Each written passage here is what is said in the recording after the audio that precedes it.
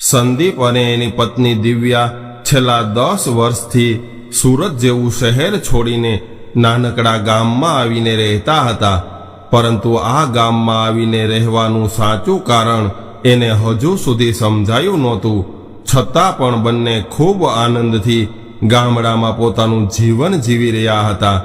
10 વર્ષથી બંનેનું જીવન ખૂબ આનંદપૂર્વક વીતી રહ્યું હતું. 10 વર્ષ પહેલા પોતાના માતા પિતા સાથે રહેવા વાળો સંદીપ જ્યારે સાસુ વહુના કંકાસના લીધે ઘર છોડીને હંમેશા માટે ગામડે રહેવા જઈ રહ્યો હતો, ત્યારે રસ્તામાં આવેલું આ ગામ એને ગમી ગયું હતું. મિત્રો, હવે આપણી કહાની વિસ્તારપૂર્વક આગળ વધારીએ. કહાની આગળ વધારીએ એ પહેલા તમને વિનંતી છે કે આ કહાની અંત સુધી ધ્યાનથી સાંભળજો અને પસંદ આવે તો વિડીયોને લાઈક, શેર અને નવા હોય તો ચેનલને સબસ્ક્રાઇબ જરૂરથી કરજો. સંદીપ પોતાના બંગલાના બગીચામાં ચા પીતા પીતા એની પત્નીને કહેવા લાગ્યો કે દિવ્યા, આપણે ઘણા વર્ષોથી મમ્મી પપ્પાને મળ્યા નથી, એટલે મારી એવી ઈચ્છા છે કે આપણે ત્યાં જઈને એને મળી લઈએ. ત્યારે એની પત્નીએ કહ્યું કે તમારી માએ ધક્કો મારીને મને અને તમને ઘરમાંથી બહાર કાઢ્યા હતા, એ તમે ભૂલી ગયા છો? એણે મારા પર બૂમાબૂમ કરીને મારી જિંદગી ખરાબ કરી નાખી છે. શું એ વાત પણ તમે ભૂલી ગયા છો? અને હવે તમે ફરીવાર પાછા તમારા માતા પિતા સાથે સંબંધ બાંધવા માંગો છો? તમારી નોકરી છોડીને આપણે આ ગામમાં સ્થિર થયા છીએ અને આજે આપણી પાસે જમીન છે, બંગલો છે, સુખ સમૃદ્ધિ અને ગામના 5 લોકો તમને પૂછીને કામ કરે છે. હું તો તમને તમારા મા બાપને મળવા જવાની સ્પષ્ટ ના પાડું છું. દિવ્યાએ ગુસ્સો કરીને સંદીપને આવું કહ્યું એટલે સંદીપ કહેવા લાગ્યો કે હા દિવ્યા, તારી વાત સાચી છે, પરંતુ હું મારા મા બાપને કેવી રીતે ભૂલી શકું? હું બસ એને એકવાર મળી લઈશ, ત્યારબાદ ક્યારેય એને મળવા નહીં જાઉં. અને કોણ જાણે એ લોકો હજુ સુધી જીવતા હશે કે નહીં હોય. સંદીપના આવા શબ્દોએ દિવ્યાને નરમ પાડી દીધી. ત્યારે એને પણ એના માતા પિતાની યાદ આવતી હતી, પરંતુ સંદીપે એના માતા પિતા સાથે સંબંધ તોડ્યા ત્યારે એવું કહ્યું હતું કે તારે પણ તારા માતા પિતા સાથે સંબંધ તોડવો પડશે. સંદીપની આવી શરતને દિવ્યાએ સ્વીકારી હતી, પરંતુ હવે દિવ્યાને પણ એના માતા પિતા ખૂબ જ યાદ આવતા હતા, કેમ કે દિવ્યા એના માતા પિતાની લાડકી દીકરી હતી. દિવ્યાને એક મોટો ભાઈ હતો જે માતા પિતાની સાથે પ્રેમથી રહેતો હતો. આટલો બધો પ્રેમ અને વાત્સલ્ય છોડીને દિવ્યા એના માતા પિતાથી દૂર થઈ હતી, તો માત્ર ને માત્ર સંદીપ સાથે શાંતિથી જીવન જીવવા માટે અને સંદીપની શરત સ્વીકારીને એના સાસુ સસરાથી દૂર રહેવા માટે દિવ્યાએ આવી સમજૂતી કરી હતી. ઘણો બધો વિચાર કર્યા બાદ દિવ્યા કહેવા લાગી કે સંદીપ, હું પણ તારી સાથે આવું છું અને સાથે સાથે મારા માતા પિતાની ખબર પણ લેતા આવશું. ત્યારે સંદીપે કહ્યું કે દિવ્યા, આપણે આજે જ નીકળી જઈશું, પરંતુ પહેલા હું રાકેશભાઈના ઘરે જતો આવું, કેમ કે એ અને એના ધર્મપત્ની આપણને એના સંતાનની જેમ રાખે છે, એટલા માટે એને કહેવું ખૂબ જરૂરી છે. આટલું કહીને સંદીપ રાકેશભાઈના ઘર તરફ ચાલવા લાગ્યો. સંદીપ જે ગામમાં રહેતો હતો એ ગામને અડીને દરિયો હતો અને 700 લોકોની વસ્તી ધરાવતા આ ગામમાં દેશનો વિકાસ હજુ સુધી નહોતો પહોંચ્યો. આ ગામમાં વીજળી પણ નહોતી પહોંચી. ઘણીવાર સંદીપને એવો સવાલ થતો કે આ ગામ સરકારી વિકાસ અને યોજનાઓથી વંચિત કેમ રહી ગયો હશે. એ પોતે અને દિવ્યા આ ગામમાં આટલા સરળતાથી રહેવા લાગ્યા અને સ્થિર થઈ ગયા એની પણ એને નવાઈ લાગતી હતી. સંદીપ અને દિવ્યા આ ગામમાં આવ્યા બાદ શારીરિક રીતે ઘણા બધા સ્વસ્થ થઈ ગયા હતા. સંદીપ ઘણા વર્ષોથી દમની બીમારીથી પીડાતો હતો, પરંતુ આ ગામમાં આવ્યા બાદ એને દમની બીમારી મટી ગઈ હતી. દિવ્યા પણ શારીરિક રીતે ઘણી વખત સાજી માંદી રહ્યા કરતી, પરંતુ આ ગામના હવા પાણીના કારણે એની તબિયત પણ ખૂબ સારી થઈ ગઈ હતી. આવું બધું વિચારતો વિચારતો સંદીપ રાકેશભાઈના ઘરે પહોંચી ગયો. સંદીપને જોઈને રાકેશભાઈ ખૂબ ખુશ થઈ ગયા. ત્યારે રાકેશભાઈની સાથે ગામના ઉપસરપંચ મોહનભાઈ પણ બેઠા હતા. રાકેશભાઈ વર્ષોથી ગામના સરપંચનું પદ સંભાળી રહ્યા હતા. સંદીપને જોઈને રાકેશભાઈ કહેવા લાગ્યા કે આવ સંદીપ. ત્યારે સંદીપ કહેવા લાગ્યો કે હું તમને એ કહેવા આવ્યો છું કે હું અને મારી પત્ની મારા અને એના માતા પિતાને મળવા જઈ રહ્યા છીએ અને તમે પણ અમારા માતા પિતા સમાન છો, એટલા માટે તમારી રજા લેવા માટે આવ્યો છું. સંદીપની વાત સાંભળીને રાકેશભાઈ થોડીવાર માટે ચૂપ રહ્યા અને ત્યારબાદ કહેવા લાગ્યા કે હા ભાઈ, તમારી ઈચ્છા હોય તો તમે જઈ આવો, તમારા મનને શાંતિ મળી જશે. જિંદગીનો આ ખેલ પણ અજીબ છે. આ ખેલને દરેક વ્યક્તિએ પોતપોતાની રીતે સમજવાનો અને સહન કરવાનો હોય છે. આટલું બોલીને રાકેશભાઈએ સંદીપને આશીર્વાદ આપ્યા. ત્યારબાદ સંદીપ ગામમાં થોડું નાનું મોટું કામ પતાવીને ઘરે પાછો આવ્યો.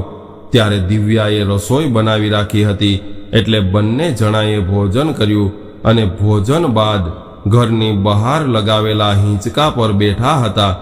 ત્યારે દિવ્યા કહેવા લાગી કે સંદીપ, મારા મમ્મી પપ્પા મને મળશે ત્યારે એ લોકો કેટલા બધા ખુશ થઈ જશે. ઘણી વખત મને એવો વિચાર આવે છે કે આપણે 10 વર્ષથી આપણા બધા જ સગા વહાલાઓ સાથે સંબંધ કાપી નાખ્યા હતા. શું એ આપણે બરાબર કર્યું હતું? અને આપણા લગ્ન થયા એને 20 વર્ષ થઈ ગયા છે, પરંતુ હજુ સુધી મને મા બનવાનું સુખ નથી મળ્યું. ગયા જન્મમાં મેં કોઈ પાપ કર્યા હશે જેની સજા મને આ જન્મમાં મળી રહી છે. ત્યારે સંદીપ એની સામે જોઈને કહેવા લાગ્યો કે નહીં દિવ્યા, તું તો ખૂબ સારી છો. કદાચ ગયા જન્મના મારા કંઈક પાપ હશે જે આપણને અત્યારે નડી રહ્યા છે. તે તો પત્ની તરીકે આટલા વર્ષોમાં મને ઘણો બધો સહયોગ આપ્યો છે. કદાચ ઈશ્વરે આપણા નસીબમાં સંતાન લખ્યું જ નહીં હોય. અને રહી વાત સગાવાલાની, તો આપણે સુરત છોડ્યું ત્યારે મારો પગાર 20,000 હતો, તો પણ હું ઘરનો ખર્ચો માંડ માંડ પૂરો કરતો. મમ્મી તો મને એવું કહેતી કે હું વધારે કમાઈ નથી શકતો, પરંતુ દેવાના ડુંગરો નીચે આપણે બેઠા હોય તો પછી ગમે એટલું કમાઈએ તો પણ ઓછું જ લાગે. મારી બંને બહેનોના લગ્ન પણ મારા પગારના પૈસાથી જ થયા હતા અને સગા વહાલા પણ પૈસાના જ સગા હતા.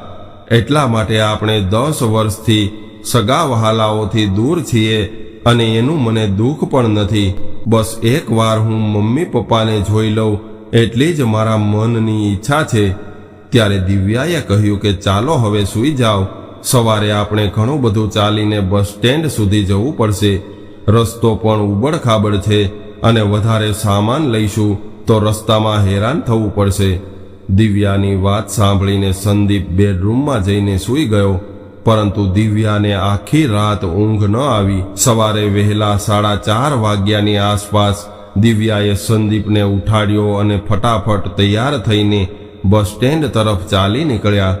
રસ્તામાં ચાલતી વખતે સંદીપના મનમાં અનેક વિચારો આવી રહ્યા હતા અને એ એવું વિચારી રહ્યો હતો કે મારા જેવો ભણેલો ગણેલો માણસ આવા પછાત ગામમાં પોતાનું જીવન વ્યતીત કરી રહ્યો છે. ચારેય બાજુથી અવિકસિત આ ગામ મને અને દિવ્યાને સરળતાથી ગમી ગયું એની હજુ પણ મને નવાઈ લાગી રહી છે. ચાલતા ચાલતા બંને જણા બસ સ્ટેન્ડ સુધી પહોંચી ગયા અને સુરત જવાવાળી બસમાં બેસી ગયા. બંનેની ઊંઘ પૂરી ન થવાના કારણે બંને થાકી ગયા હતા, એટલે બસમાં ઊંઘી ગયા અને જ્યારે આંખ ખુલી ત્યારે સુરત આવી ગયું હતું. બધા જ પેસેન્જર ઉતરી રહ્યા હતા, એટલે સંદીપ અને દિવ્યા પણ પોતાના થેલા લઈને નીચે ઉતરી ગયા. ત્યારબાદ સંદીપને યાદ આવ્યું કે ટિકિટ લેવાનું તો ભૂલાઈ ગયું છે, પરંતુ બસ પેસેન્જરને ઉતારીને નીકળી ગઈ હતી. હવે આ લોકો જે જગ્યાએ ઉતર્યા હતા ત્યાંથી એનું ઘર 15 મિનિટના અંતરે આવેલું હતું. એટલે દિવ્યાને પહેલા તો એવો વિચાર આવ્યો કે રિક્ષા કરી લઈએ, પરંતુ સંદીપે ના પાડી, કેમ કે એને ચાલીને ઘરે જવું હતું, જેનાથી એ જે વિસ્તારમાં રહ્યો હતો અને મોટો થયો હતો એ વિસ્તારને બરાબર જોઈ શકે. સંદીપ અને દિવ્યા એનું ઘર જે બિલ્ડિંગમાં હતું એ બિલ્ડિંગ પાસે પહોંચી ગયા. બિલ્ડિંગ પર શાંતિ નિવાસ એવું નવા અક્ષરોમાં લખેલું હતું. જ્યારે એ અહીંયા રહેતા હતા ત્યારે શાંતિ નિવાસનો તી તૂટી ગયો હતો, પરંતુ નવા અક્ષર અને બિલ્ડિંગને કરાવેલો નવો કલર એના કારણે બિલ્ડિંગ સુંદર લાગતું હતું. સંદીપ અને દિવ્યા દાદર ચડીને ઘર પાસે પહોંચ્યા ત્યારે ઘરનો દરવાજો ખુલ્લો હતો. ત્યારે જ સંદીપની નજર એક વૃદ્ધ સ્ત્રી પર પડી. એટલે સંદીપે બરાબર એની સામે જોયું, કારણ કે એ એના મમ્મી હતા. એની સામે જ સોફા પર સંદીપના પિતા બેઠા હતા. એ પણ ઘણા વૃદ્ધ થઈ ગયા હતા. એટલે સંદીપ દોડીને એની મમ્મીને ભેટી પડ્યો, પરંતુ સંદીપના હાથમાં એની મમ્મીનું શરીર આવતું નહોતું. સંદીપ એની મમ્મીને ભેટવા માટે બંને હાથો હવામાં વીંઝતો રહ્યો, પરંતુ એના હાથનો સ્પર્શ એના મમ્મીને ન થયો. આ દ્રશ્ય જોઈને દિવ્યા દરવાજામાં જ ફસડાઈ પડી. ત્યારે સંદીપ આશ્ચર્યચકિત થઈને સ્થિર ઊભો રહી ગયો. એને કશું સમજાતું નહોતું કે આ શું થઈ રહ્યું છે. એણે દિવ્યા સામે જોયું તો દિવ્યા પણ દરવાજામાં ગુમસુમ થઈને બેસી ગઈ હતી. ત્યારે સંદીપ એના પિતા પાસે જઈને પિતાજીને ગળે લાગવા ગયો.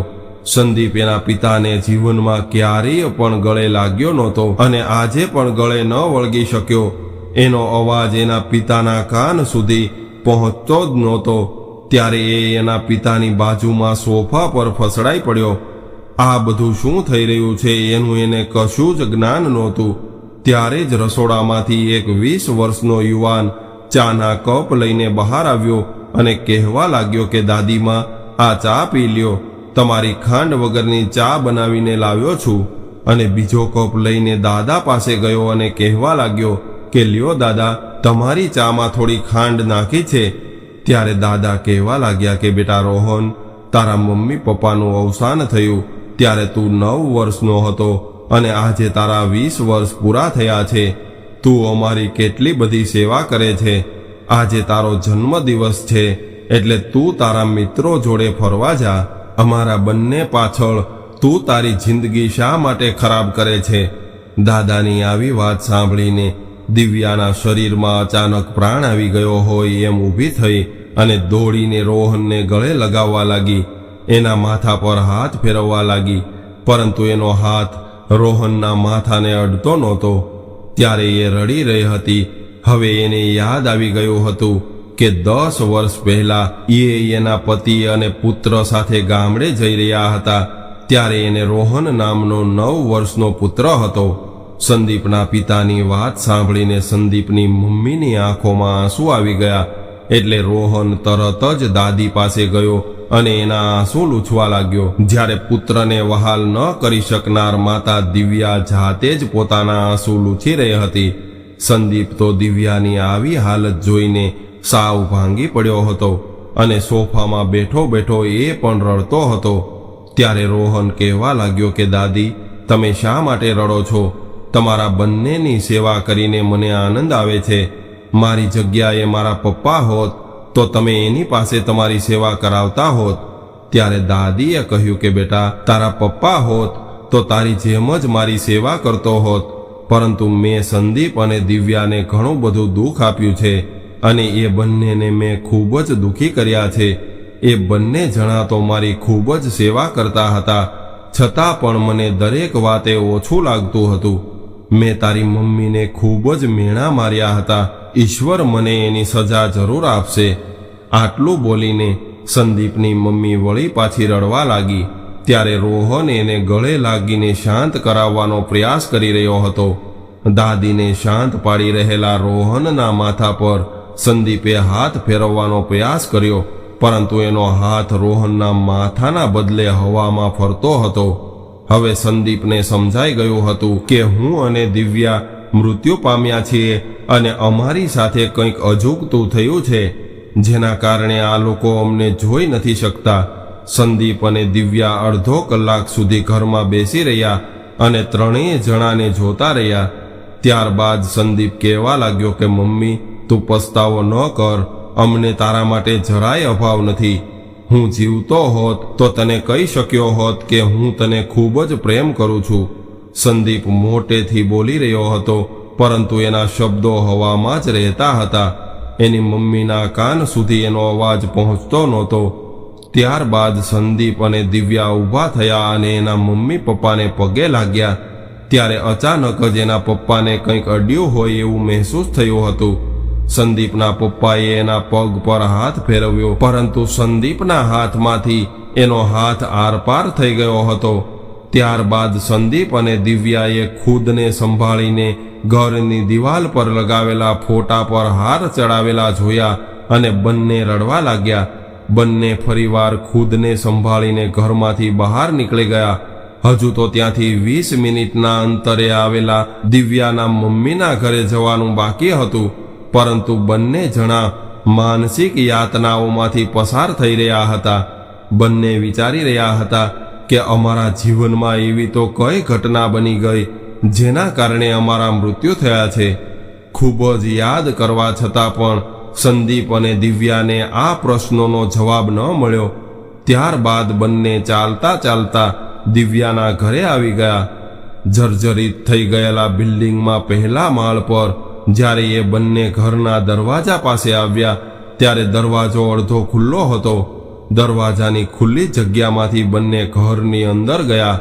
દિવ્યા એના પિતાને જોઈને તરત જ એની પાસે ગઈ અને એને ગળે લાગી ગઈ, પરંતુ એ બધું નિરર્થક હતું. એ હવે દિવ્યાને પણ સમજાઈ ગયું હતું. દિવ્યાના માતા પિતા એની ઉંમર કરતાં વધારે વૃદ્ધ થઈ ગયા હતા.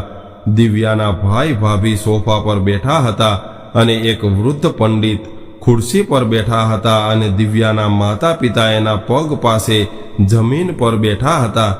ત્યારે આ પંડિતજી એવું કહી રહ્યા હતા કે તમારી દીકરી અને જમાઈને હજુ સુધી મુક્તિ નથી મળી અને એનો આત્મા હજુ પણ ક્યાંક ભટકી રહ્યો છે. મને તો અહીંયા આપણી આસપાસમાં એની આત્મા હોય એવું પ્રતીત થઈ રહ્યું છે.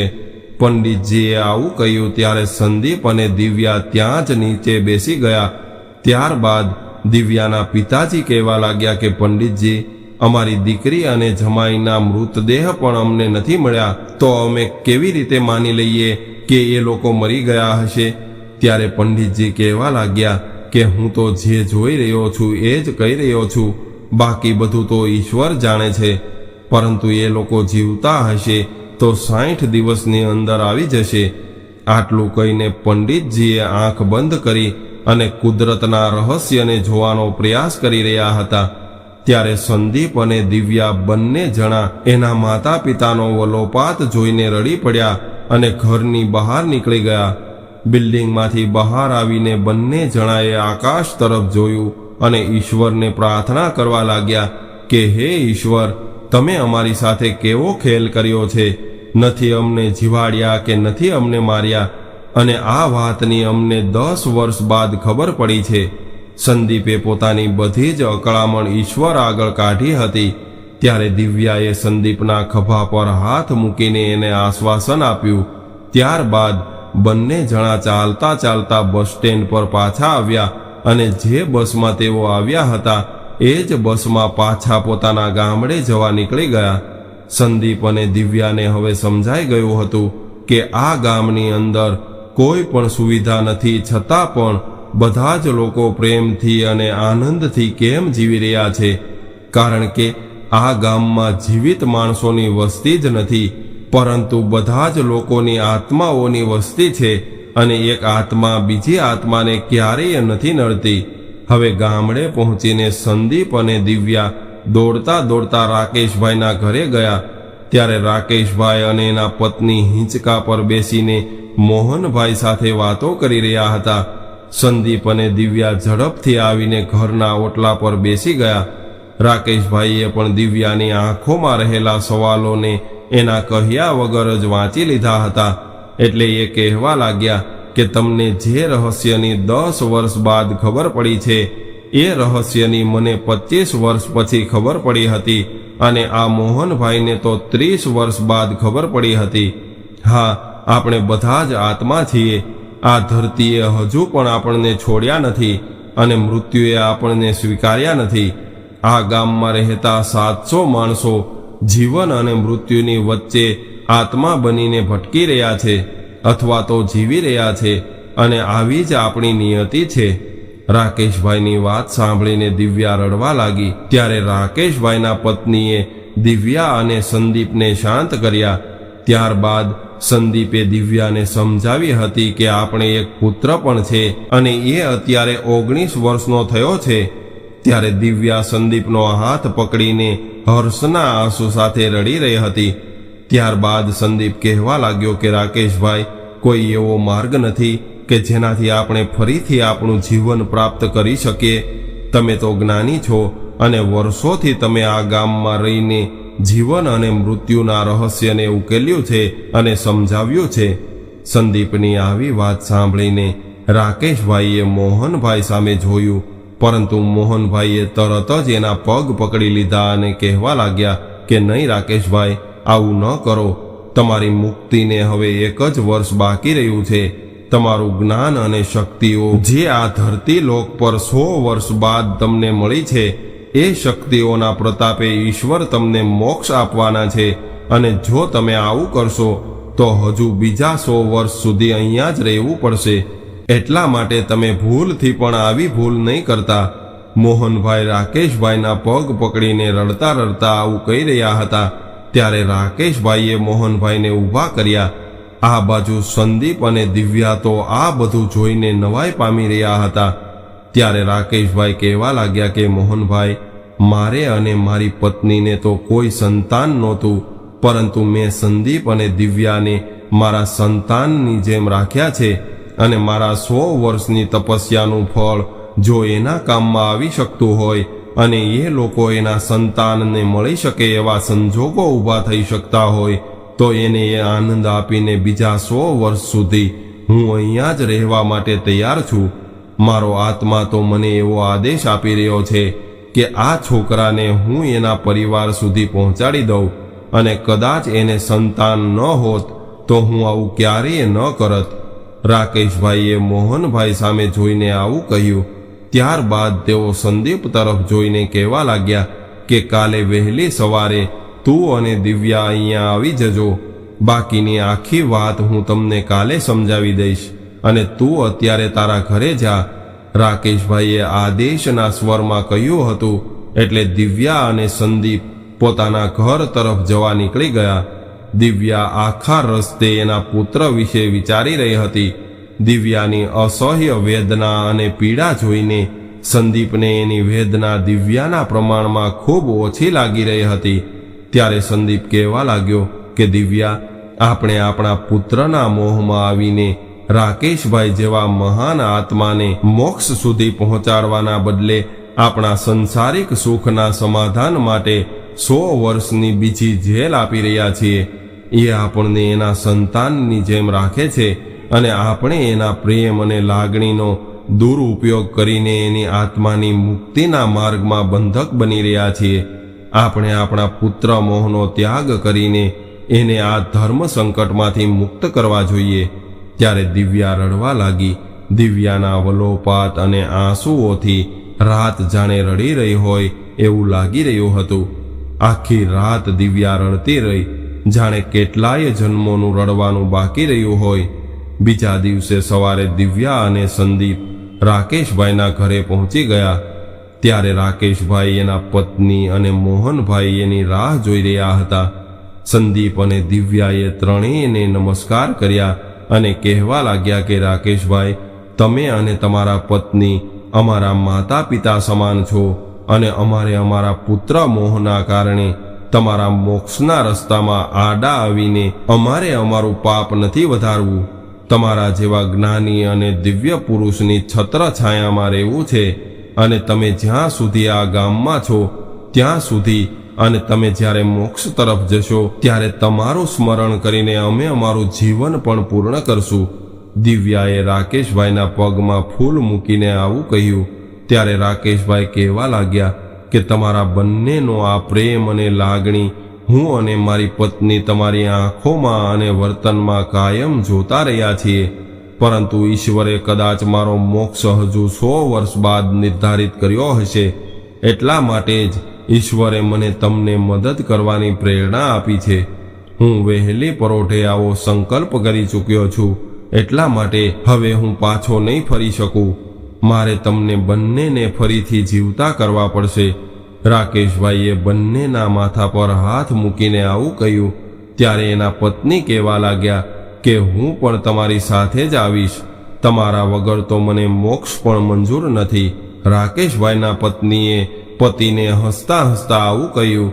ત્યારે રાકેશભાઈએ એને સંમતિ આપી અને આ બધું જોઈ રહેલા મોહનભાઈ કહેવા લાગ્યા કે તમે બંને અહીંયા જ રહેશો તો મારે મુક્તિ મેળવીને શું કરવું છે, એટલે હું પણ તમારી સાથે જ રહીશ. ત્યારે રાકેશભાઈએ મોહનભાઈને રોકીને કહ્યું કે મિત્ર વગરનું જીવન નકામું છે અને તારા જેવા મિત્ર માટે તો 1000 વર્ષ પણ આત્મા બનીને રહેવા માટે હું તૈયાર છું. ત્યારબાદ રાકેશભાઈએ કહ્યું કે સંદીપ, તમે બંને જણા મારી બંને હથેળી પર તમારી હથેળી મૂકો.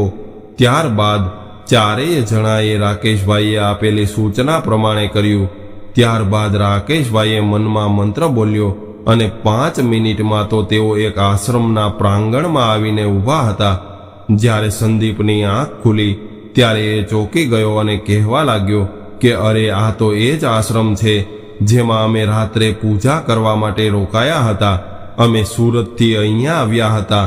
અહીંયા રહેતા અઘોરી બાબા ખૂબ જ જ્ઞાની છે એવું સાંભળીને અમે આશ્રમમાં પૂજા અને હવન કરવા આવ્યા હતા. આશ્રમમાં આવતા જ સંદીપને યાદ આવી ગયું હતું.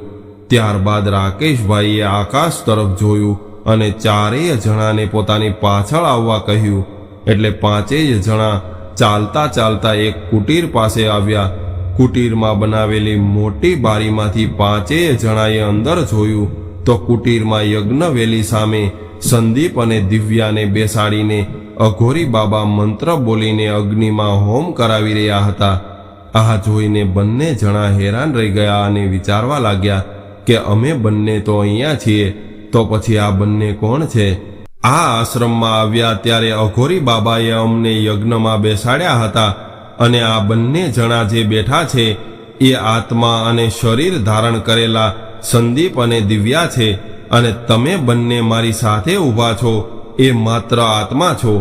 આત્મા અને શરીર બંને અલગ હોય છે, પરંતુ હું તમને મારી દિવ્ય શક્તિથી તમારા ભૂતકાળના 10 વર્ષ પહેલાના એ સમયમાં લાવ્યો છું જ્યાં તમને આ અઘોરી બાબાએ ઝેર આપીને તમારી બલિ ચડાવી હતી.